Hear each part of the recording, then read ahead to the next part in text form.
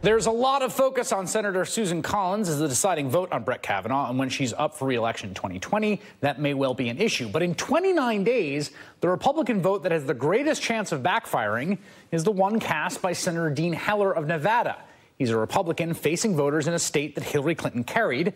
He's already narrowly trailing his female opponent, Jackie Rosen, and the ads attacking his Kavanaugh vote have already begun. Senator Spineless Dean Heller is pushing Brett Kavanaugh onto the Supreme Court without all the information and without listening to Nevada. Dean Heller dismissed sexual assault allegations as nothing more than a hiccup. Joining me now to talk about what the Kavanaugh vote will mean for the hotly contested Senate seat in Nevada, John Ralston, editor of the Nevada Independent. John, so much talk about Heitkamp, about Manchin, about Donnelly. Very little talk about Heller because I think he signaled early on like he was on board. How is this playing in that race in Nevada? Well, it's hard to tell right away, of course, Chris. And, of course, you know, dozens of things are going to happen between now and the election.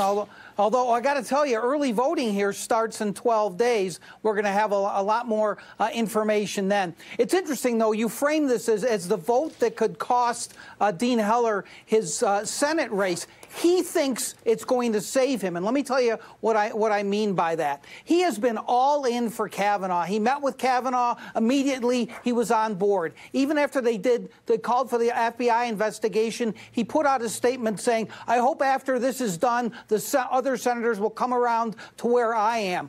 As Kavanaugh started speaking just about an hour ago, Dean Heller put out a tweet that said, the smears backfired. He is doing a simple political calculation here, Chris, in a midterm with turnout down from what it would be in a presidential election. It's going to be a base election. The base loves Donald Trump. He is all in. Now, it's hard to believe that he actually believes any of this based on his entire career and based on the fact that a couple of years ago he was saying I'm 99% against Trump. But he has decided this is his path to victory, to be all in on Kavanaugh, all in with Trump. You know, it always fascinates me when each candidate thinks they have the better side of an argument, and Rosen clearly, this is not something away from either. She's leaning into the Kavanaugh fight as well.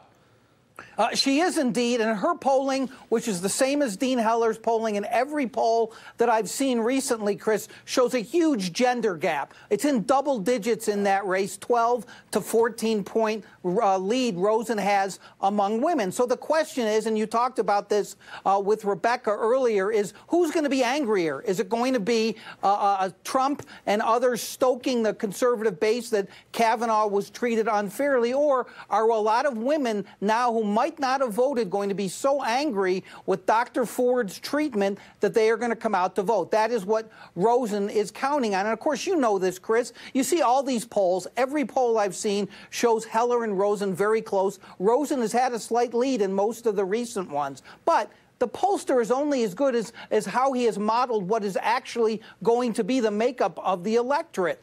Democrats have done very poorly here in midterms. The question is that going to continue? All right, John.